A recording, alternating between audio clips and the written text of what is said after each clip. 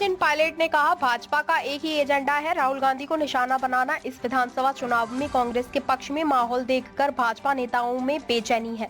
केंद्र सरकार की नीतियों के कारण अमीर और गरीब के बीच की खाई चौड़ी हो गई है और अमीर होते जा रहा है। देश में बेरोजगारी एवं ज्वलंत मुद्दा है। यह सरकार की नीतिगत विफलता है क्योंकि बड़ी संख्या में युवा बेरोजगार है। भारतीय जनता पार्टी का एक ही मुद्दा है।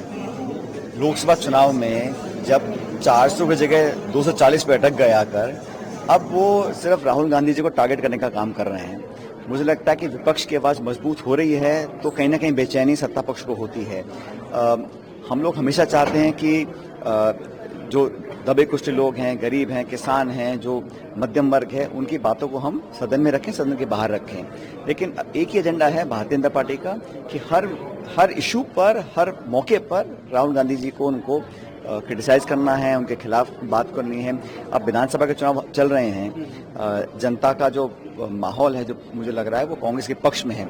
उसको देखकर भी कहीं ना कहीं भाजपा के अंदर कुछ बेचैनी चिंता है, इसलिए इस प्रकार की बातें इनके नेता बोल रहे हैं।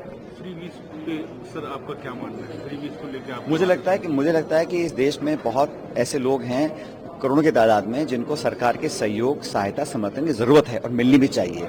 लेकिन ये वो सरकार है केंद्र की जो कहती है कि हम 80 करोड़ लोगों को फ्री में खाना दे रहे हैं, और फिर अगर कोई और दल बोलता है कि हम किसान को बिजली देना चाहते हैं या गरीब की मदद करना चाहते हैं, उसको रेवड़ी बोलते हैं। तो आप ट्रिलियन डॉलर इकॉनमी की बात करते हैं, अर्थव्यवस्था की बात करते हैं, फिर 80 करोड़ लोगों को फ्री में खाना देते हैं, और फिर बोलते हैं कि विपक्ष अगर बोलता है तो वो फ्री भी है। आप खुद दें तो वो सही है, कोई और अगर वादा करता है उसको रेवड़ियां बोला जाता है। तो दोहरा मापदंड है, ये सही नहीं है।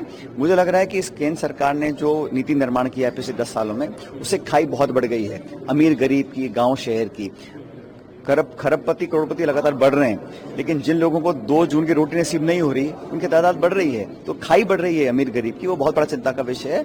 बेरोजगारी देश का सबसे ज्वलंत मुद्दा है, और मुझे लगता है कि सरकार ने वादा किया था 2 करोड़ रोजगार प्रतिवर्ष देने का, वो पूरी तरह विफल रही है।